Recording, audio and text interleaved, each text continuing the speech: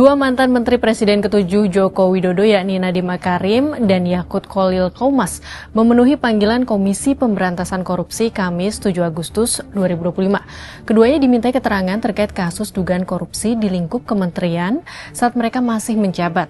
Kasus apa saja yang diduga melibatkan Nadiem dan Yakut kali ini? Apakah mereka bisa menjadi tersangka kasus korupsi? Nadiem datang sekitar pukul 09.18 WIB didampingi pengacaranya Hotman Paris Hutapea. Nadiem yang mengenakan kemeja kuning enggan memberikan komentar kepada awak media yang menantinya. Ia langsung masuk ke lobi Gedung Merah Putih KPK.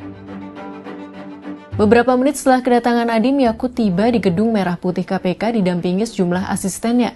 Yakut hanya berkomentar singkat terkait pemanggilannya untuk memberikan keterangan menyangkut kasus korupsi kuota haji. Usai diperiksa, Yakut berikan keterangan kepada media. Kalau terkait dengan materi saya tidak akan menyampaikan ya, mohon maaf kawan-kawan wartawan. Tapi intinya saya berterima kasih mendapatkan kesempatan bisa menjelaskan klarifikasi bagian kuota tahun lalu. Yakut Kholil Qaumas diperiksa terkait kasus dugaan korupsi pengelolaan kuota ibadah haji di Kementerian Agama tahun 2024 atau di penghujung kepemimpinannya di kementerian tersebut. Dalam kaitan kasus ini, KPK telah memeriksa Direktur Jenderal Penyelenggara Haji dan Umrah Kemenak Hilman Latif Selasa 5 Agustus 2025. KPK tengah mendalami proses pengelolaan kuota haji di Kemenak, termasuk usulan dari asosiasi-asosiasi haji dalam pengelolaan kuota tambahan tersebut. Sementara itu, Nadiem Makarim diperiksa terkait kasus dugaan korupsi pengadaan Google Cloud di Kementerian Pendidikan, Kebudayaan Riset, dan Teknologi saat dia memimpin kementerian tersebut dalam kurun 2019-2024. Sehari sebelumnya, KPK juga memeriksa jajaran petinggi PT Goto Gojek Tokopedia Tbk.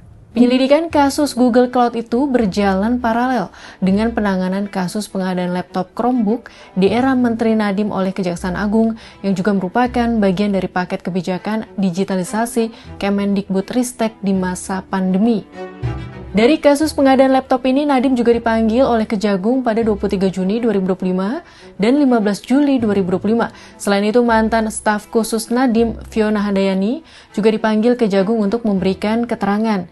Namun satu mantan staf khusus Nadiem, yakni Juristan, mangkir 3 kali saat pemanggilan Kejagung, sehingga menjadi buronan dan masuk daftar pencarian orang atau DPO.